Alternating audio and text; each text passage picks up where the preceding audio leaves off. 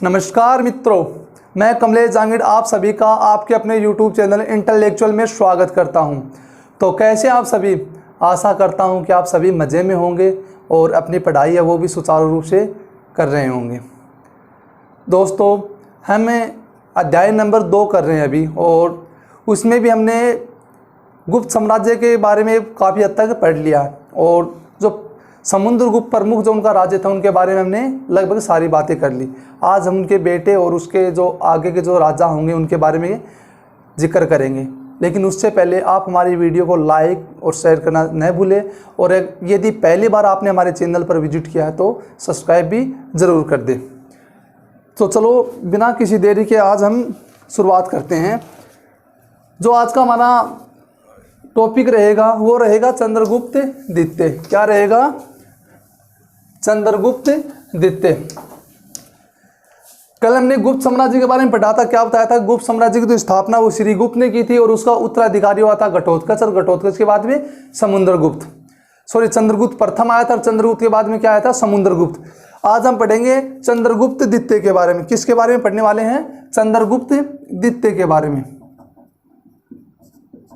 Chandragupta second. पहली बात तो हमने गुप्त साम्राज्य में यही जानी थी कि जितने भी हमने राजा पढ़े अभी तक, 4 राजा, उनमें सबसे जो प्रभावशाली राजा हुआ था वो कौन था? समुद्रगुप्त। तो ये देखो, समुद्रगुप्त का क्या था? पुत्र था। किसका पुत्र था? समुद्रगुप्त का। समुद्रगुप्त का क्या था? पुत्र था। और समुद्रगुप्त के बाद सर्वाधिक शक्तिशाली राजा हुआ। क्या हुआ था? सर्वाधिक शक्तिशाली क्या हुआ? राजा हुआ।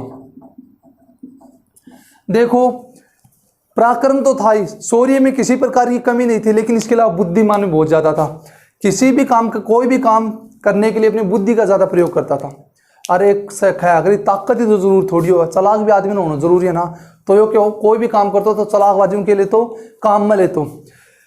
तो देखो यो क्या किया कि जो भी शक्तिशाली राजा, आसपास के जो क्या थे? शक्तिशाली राजा थे। क्या थे?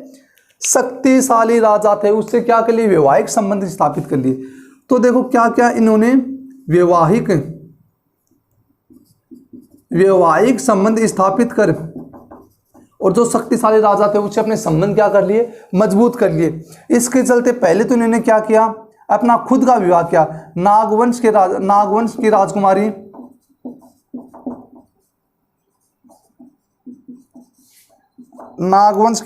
राजकुमारी कुबेर नागा के साथ। नागवंश की राजकुमारी थी, क्या थी? कुबेर नागा। इसके साथ इसने क्या कर लिया? विवाह। अरे ब्याह कर लियो भाई। क्या का साथ है? कुबेर नागा साथ। और कुबेर नागा से उनकी पुत्री प्राप्त हुई, वो के नाम हो? प्रभावती। पुत्री को जन्म हुआ, वो के नाम हो? प्रभावती। और प्रभावती की शादी कैसे करा दी? कोई देश पड़े हो, राज्य वाकाटक, और एक और राजकुमार हो या राजा हो, कौन? रुद्र दमन सेकंड। सॉरी, यहां लिखते हैं रुद्र दमन सेकंड, नहीं था भाई।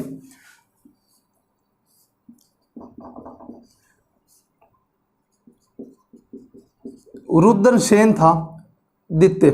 रुद्रसेन क्या था? द्वितीय। इसके साथ क्या करवा दी इसने? शादी करवा दी। तो देखो, शादी करने से फायदा क्या हुआ? जो शक्तिशाली राजा थे उनके क्या हो गए? मित्र हो गए, और उनसे अच्छे संबंध से क्या हो गए? कायम हो गए। लेकिन इसके बीच में घटना और घटित हो गई। क्या हो गई? घटना और घटित हुई। क्या घटना हुई? कुछ समय बाद इस रुद्रसेन की क्या हो गई? मृत्यु हो गई। इस रुद्रसेन की क्या हो गई? मृत्यु हो गई। और मृत्यु होने के बाद चंद्रगुप्त द्वितीय ने क्या किया? जो वाकाटक देश है इस पर अप्रत्यक्ष रूप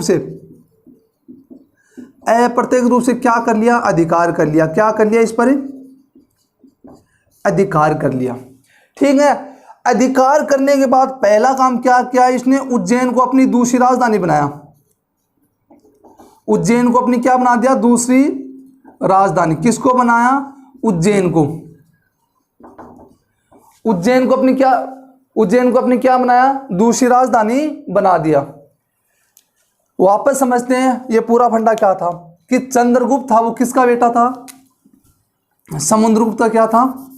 पुत्र था। पेन को क्या हो गया अचानक? समुद्रगुप्त का क्या था? पुत्र था।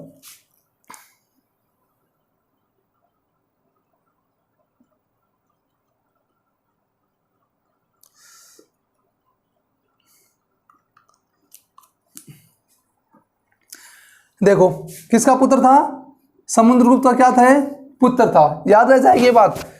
दूसरी बात है इसने क्या किया कि सबसे पहले इन्होंने जो शक्तिशाली राजा था उसके साथ क्या किया, वैवाहिक संबंध कायम किए। अरे चलाक बंदो हो तो जान गो कि जैसा अपना रिश्तों कर लेंगा तो वो अपन पर कभी आक्रमण कौन करेगा, और आसपास का जो कमजोर देश है या फिर शक्तिशाली देश है उनकी हिम्मत को नहीं आक्रमण करना की। ऐसे चलते देखो सबसे पहले क्या करे हो, नागवंश की राजकुमारी, कहाँ की, नागवंश की राजकुमारी, क्या नाम था, कुबेर नामा के साथ क्या कर लिया, विवाह कर लिया, और उनसे एक पुत्र की प्राप्ति हुई। पुत्री का क्या नाम था, प्रभावती।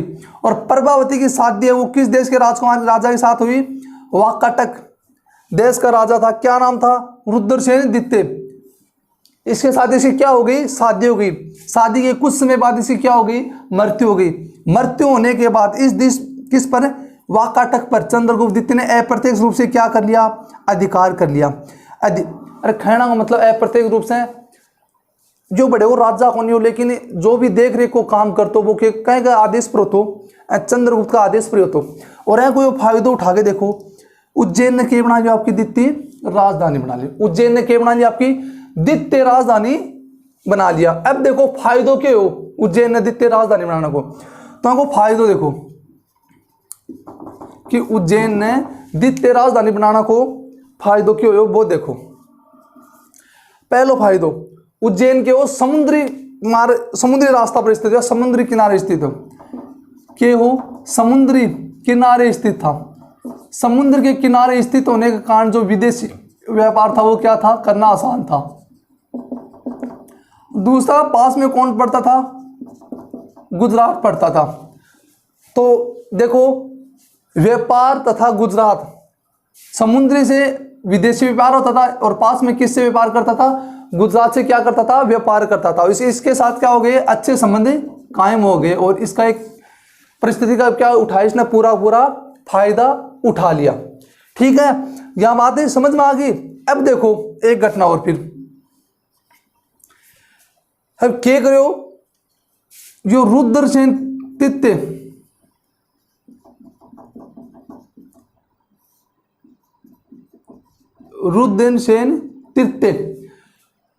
को क्या किया, पराजित किया, पराजित कर, और किसके सिक्के चलाए, चांदी के सिक्के चला दिए, चांदी के सिक्के चलाए, सिक्के चलाए। अब देखो थोड़ा और साइड में समझ लेते हैं, मैं मिटा देता हूं इसको। ये शक शासक था रुद्रसेन तृतीय, क्या था, शक शासक था। ये क्या था, शक शासक था, रुद्रसेन तृतीय। ये क्या था, शक शासक था पश्चिमी भारत में। तो देखो पश्चिम भारत पर आक्रमण किसने हराया, रुद्रसेन तृतीय को हरा दिया। और रुद्रसेन तृतीय क्या था, शक शासक था। और शकान अराउंड की उपलब्धि में खुश होकर क्या कराया, चांदी का सिक्का चलाया। क्या का सिक्का चलाया, चांदी के सिक्के चलाए। किसके सिक्के चलाए, चांदी के सिक्के चलाए। अगर प्रश्न पूछ ले कि शकों के उपलक्ष्य में किस राज्य ने या कौन से राजा ने चांदी के सिक्के चलाए, तो आपका उत्तर क्या होगा, चंद्रगुप्त द्वितीय।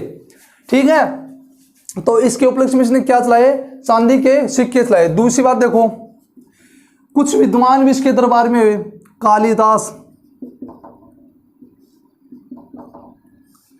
कालिदास जैसे विद्वान भी क्या हुए, इसके दरबार में हुए, विद्वान भी क्या हुए, इसके दरबार में हुए। ये कुछ बातें थी किससे संबंधित, चंद्रगुप्त द्वितीय के से संबंधित, जो हमने क्या कर ली, जान ली। ठीक है, अब देखो एक बात और, वो क्या है कि जो पश्चिमी प्रांत थे, जो गणतंत्र शासक थे, गणतंत्रात्मक राज्य, जो छोटे छोटे राज्य थे, छोटे छोटे क्या थे, राज्य थे, इन सबको हराकर किस में मिला लिया, अपने साम्राज्य में मिला लिया। किस में मिला लिया, अपने साम्राज्य में मिला लिया। दूसरी बात देखो, शकों को पराजित करने के साथ साथ गुजरात, मालवा और काठियावाड़, इन प्रांतों को भी क्या कर लिया, अपने साम्राज्य में शामिल कर लिया। ये प्रांत भी किस में शामिल कर लिए, अपने साम्राज्य में शामिल कर लिए। ये था हमारा चंद्रगुप्त द्वितीय। अब इस पर जो हमने बात की उसको अच्छे से एक बार फिर समझ लेते हैं। तो देखिए चंद्रगुप्त द्वितीय,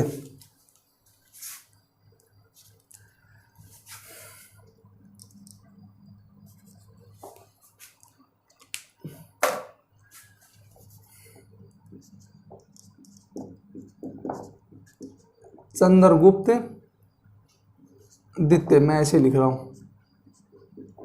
कार्यकाल देखो इसका 375 ईस्वी से 412 ईस्वी तक। 375 ईस्वी से कब तक था, 412 ईस्वी तक। देखो पहला क्या है इनका, देखो चंद्रगुप्त सेकंड ने, द्वितीय ने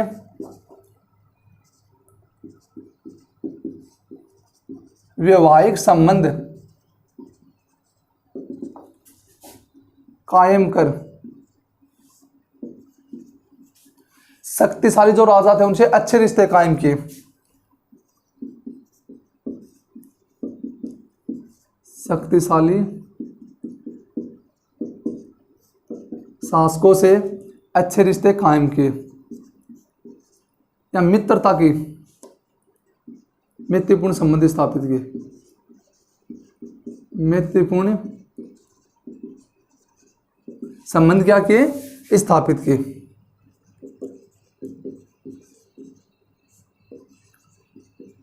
स्थापित किए। इसने खुद, नागवंश की राजकुमारी कौन थी, नागवंश की राजकुमारी थी कुबेर नागा। तो देखो इसने नागवंश की राजकुमारी कुबेर नागा से शादी की या विवाह किया, और ऐसा बेटी गुण पैदा हुई प्रभा देवी तथा अपनी पुत्री कौन, प्रभा देवी, प्रभा देवी का विवाह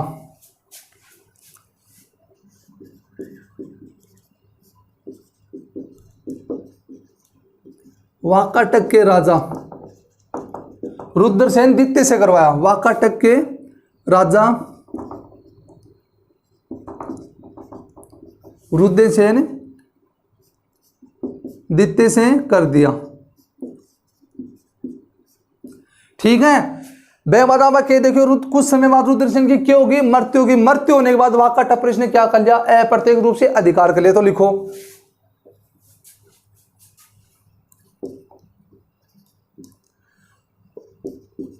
रुद्रसेन की मृत्यु के पश्चात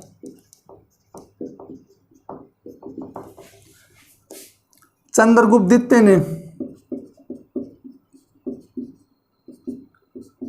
द्वितीय ने अप्रत्यक्ष रूप से वाकाटक पर क्या कर लिया, अधिकार कर लिया। द्वितीय ने अप्रत्यक्ष रूप से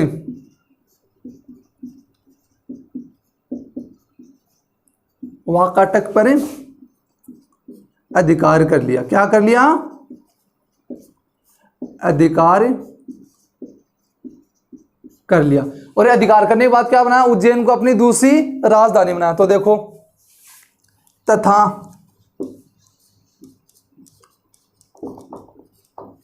उज्जैन को अपनी दूसरी राजधानी बनाया। दूसरी क्या बनाया, राजधानी बनाया। राजधानी बनाने के पीछे कारण मैंने आपको बता दिया था। पहला तो क्या था, समुद्र के किनारे स्थित था, तो समुद्री व्यापार तथा गुजरात के साथ भी क्या होगा, व्यापार संबंध इसके कायम हो गए। क्या हो गए, व्यापार संबंधी कायम हो गए। तो देखो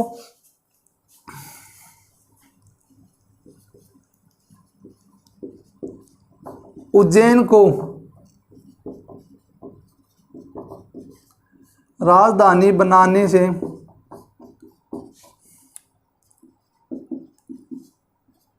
व्यापार में वृद्धि तथा गुजरात के संसाधनों में वृद्धि हुई। गुजरात के संसाधनों में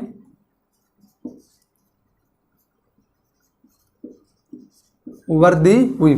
ठीक है, इसके बाद में इसने क्या किया था, जो शक शासक था कौन, रुद्रदमन तृतीय, उसको क्या कर दिया था इसने, पराजित कर दिया था।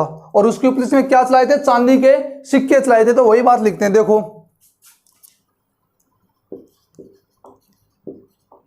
पश्चिम उत्तर, तो पश्चिम उत्तर लिख रहा हूं मैं, पश्चिम उत्तर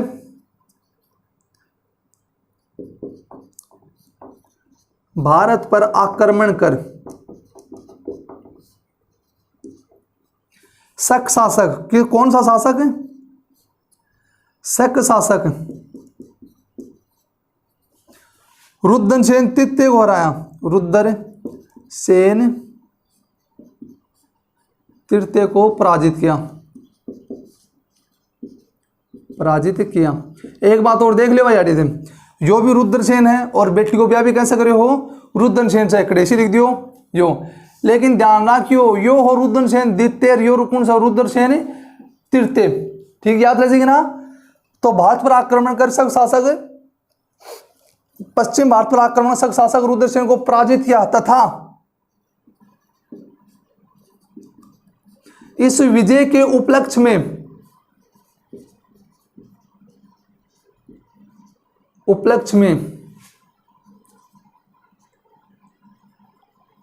विजय के उपलक्ष्य में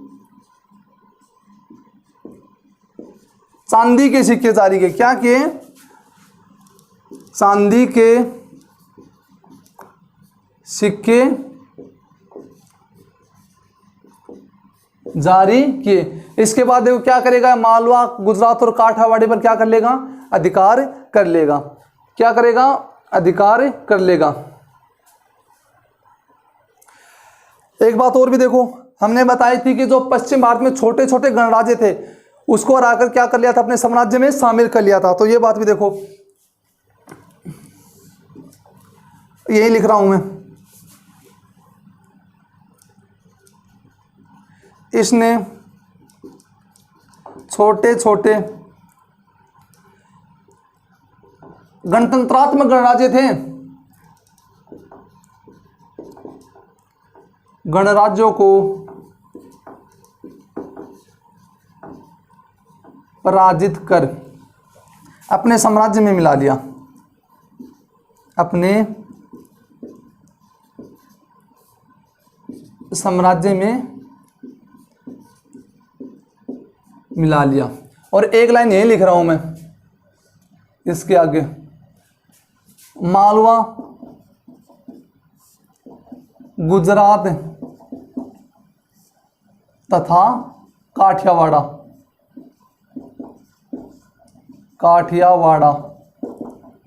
को भी अपने साम्राज्य में मिला लिया, प्रांतों को भी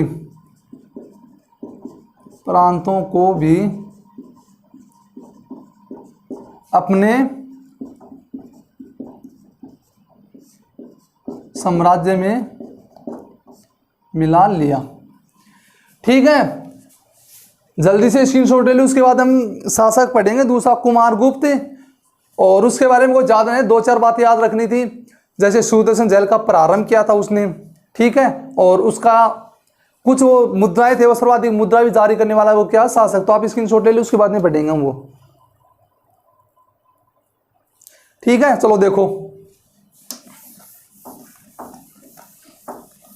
अगर किसी प्रकार की कोई समस्या है तो कमेंट बॉक्स में कमेंट करके जरूर बताइएगा। आपके कमेंटों का बेसब्री से इंतजार रहेगा।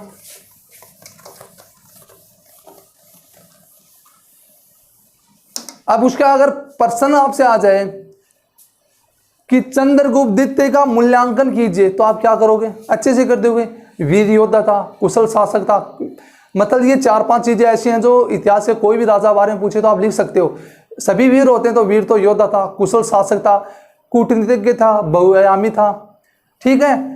और इसके जो भी राज्य जीते उसने वो राज्य बारे में लिखते हो, उसने ये राज्य जीत कर वहां पर मिला लिए, ये राज्य जीत कर वहां पर, ऐसे ऐसे करके क्या कर सकते हो आप, इनका मूल्यांकन कर सकते हो।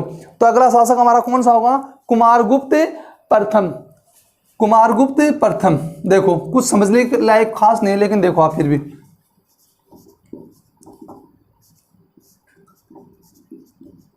कुमारगुप्त प्रथम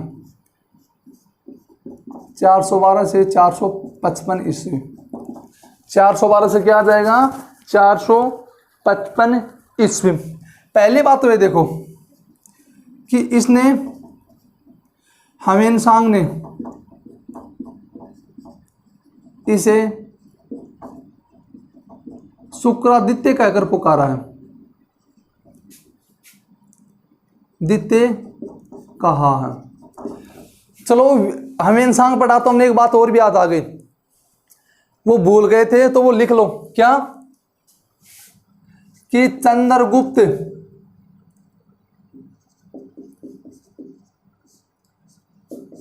द्वितीय के काल में, चंद्रगुप्त द्वितीय के काल में जो चीनी शासक था, सॉरी जो चीनी यात्री था फायान, वो भी क्या आया था? भारत आया था। मैंने आपको जब पहला अध्याय शुरू किया था और हमने उसमें विदेशी साहित्य पढ़े थे, उसमें हमने जिक्र किया था ह्वेनसांग का और फायान का जिक्र किया था ना, तो उसमें हमने इस बात का भी जिक्र किया था कि चंद्रगुप्त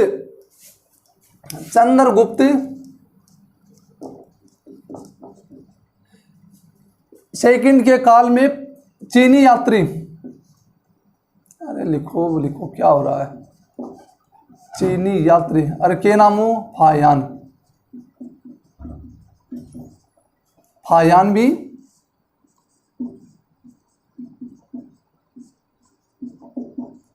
भारत आया था। ये चीज तनपल्ली की बताई थी, लेकिन बैंक बाद में क्या करना रहा था ने लिखवाऊं ला रहा है, तो याद रख ली छोटी छोटी चीज। ह्वेनसांग ने इसे क्या कहा है? शुक्रादित्य कहकर पुकारा है, ठीक है। एक बात ये याद रख लो, सर्वाधिक मुद्राएं जारी की इसने, सर्वाधिक मुद्राएं जारी की, ठीक है। फिर देखो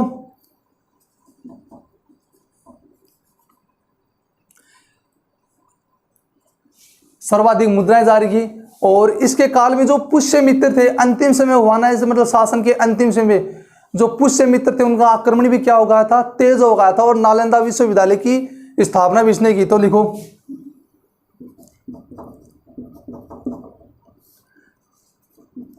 नालंदा विश्वविद्यालय की नींव डाली या स्थापना की, एक ही बात है, ठीक है। और देखो इसके अंतिम समय में,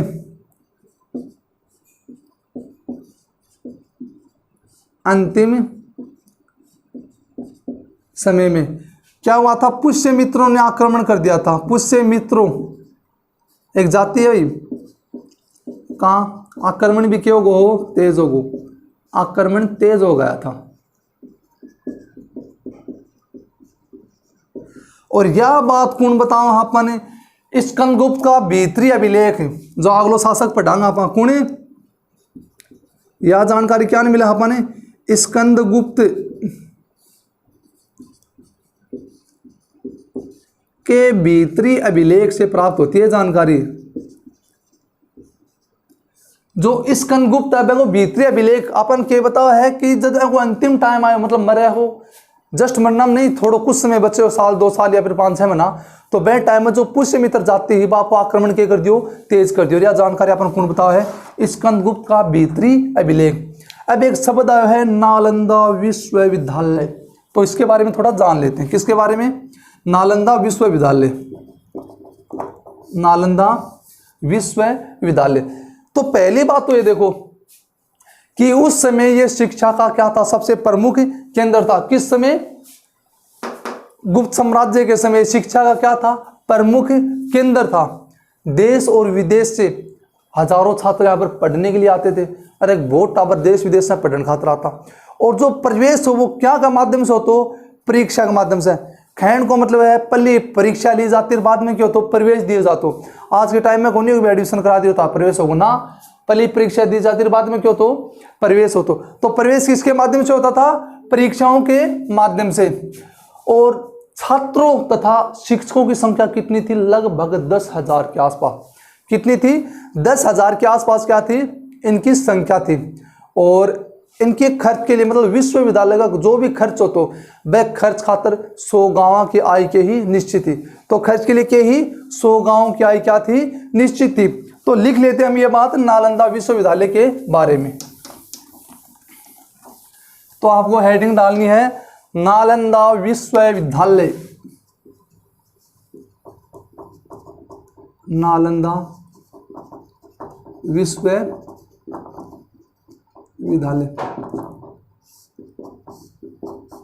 मुझे तो आ रही होगा ना क्लास में, थोड़ा थोड़ा पढ़ो जी लगा के, मजा आऊँ लग जाए। अगर हिस्ट्री तो या सब्जेक्ट है, अगर थोड़ा सा जी लगा के पढ़ा लियो तो याद हो जाएगा, कोई ज़्यादा बात नहीं। कोशिश करना है कि थान और भी बेहतरीन तरीके से समझाया जा। अब देखो हर चीज़ साथ के साथ, कोई भी अगर याद सोच लोगा कि आज नोट तैयार कर लिया 2 दिन बाद में बात चीज़ याद कराना, तो बिल्कुल याद नहीं होगी। तो अगर क्लास लो एक बार तो जब, और अब यार कुछ टाइम और निकालो, घंटों आधी घंटे अपनी हिस्ट्री दे दिया करो। ज़्यादा टाइम ताकन कौन मांग रहा है, मैं पूरे दिन ते फ्री रहो, स्कूल आबार लाग रही नहीं है, तो जो काम तो ते अच्छा से कर सको। अगर नहीं पढ़ोगा तो मुँह कर लोगा, मिणकिया की माँ को सो राठे घूमोगा, कुछ आना जाना कौन रहेगो। तन बताई बहुत बार बता दी, तन फिर से बता दूंगा। अगर नहीं पढ़ोगा तो ताकन कई चारा रहेंगे टावरों, 2 ही चारा बचेंगे, कौन सा बेता दी नहीं थी, पल्ली भी बता फिर वापिस बता दूँ। सुन लो भाई, भाइयों भी सुन लो और भाइयों भी सुन लो।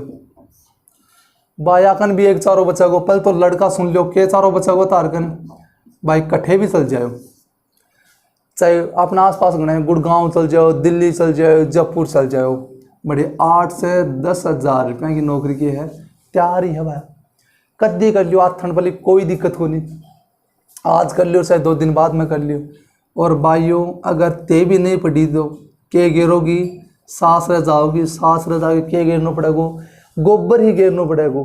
अगर गोबर गिरना बचनो है तो के करसी पढ़नो पड़सी, क्योंकि अगर नहीं पढ़ांगा तो अपन अच्छो बर्तार कौन मिलेगा, और बर्तार नहीं मिलेगा तो सास वाला के गिरवासी, गोबर ही गिरवासी। तो बताओ चारों के बचा है, तो मैं अच्छो तो के करना पढ़ ला। अरे काम ही अपन पढ़नो जो पढ़ा क्यों नहीं आता हो, अपन यहाँ देखनो भाई काम ही करनो, सॉरी पढ़नो ही है तो पढ़ा क्यों को नहीं। और अगर यह सोच ली अपन करनो ही काम है तो कर लियो भाई, फिर पढ़ने की क्या कर दो, टाल कर दो। अब देखो नालंदा विश्वविद्यालय क्या जाने ही कि उस समय ये शिक्षा का क्या था, प्रमुख केंद्र था। उस समय शिक्षा का क्या था,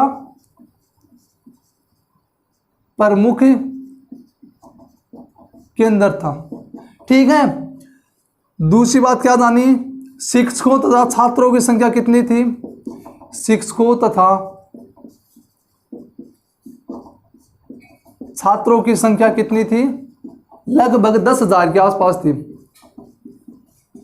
लगभग 10,000 थे। ठीक है, और क्या जाना, जो प्रवेश था वो किसके माध्यम से होता था, परीक्षा के माध्यम से। प्रवेश परीक्षा के माध्यम से होता था, प्रवेश था वो किसके माध्यम से होता था, परीक्षा के माध्यम से होता था, परीक्षा के माध्यम से होता था। क्या होता था, प्रवेश था वो क्या होता था, परीक्षा के माध्यम से होता था। दूसरी बात, विशाल पुस्तकालय भी था, पुस्तकालय भी स्थित था। अरे पुस्तकालय मतलब कॉपी पढ़ना पड़ा रहा था, पढ़ने की लाइब्रेरी बोलना ना अपनी भाषा में, तो वो भी क्यों टाइम में स्थित हो। देखो कितनी भाई की मतलब भैया भी पढ़ता, लाइब्रेरी जाके पढ़ता, आजकल हाला 4 कॉपी भी कौन पढ़ी जा ढंग से। तो के हो विशाल पुस्तकालय क्या था, स्थित था। दूसरी देखो, नालंदा विश्वविद्यालय की आयों के लिए मतलब विविध खर्चों के लिए क्या थी, 100 गांवों की आय निश्चित थी। तो नालंदा विश्वविद्यालय की विविध खर्चों के लिए या विभिन्न खर्चों के लिए कितनी 100 गांवों की आय क्या थी? निश्चित थी। आय निश्चित थी। एक बात और भूलगा कि देश विदेश से भी हजारों छात्रों पढ़ने के लिए आते थे। देश विदेशों से भी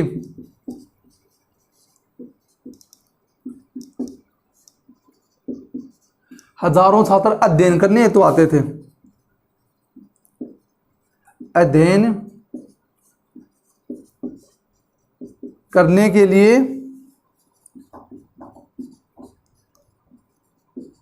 आते थे। यह बात क्या होगी? नालंदा विश्वविद्यालय की। कोई दिक्कत को ना।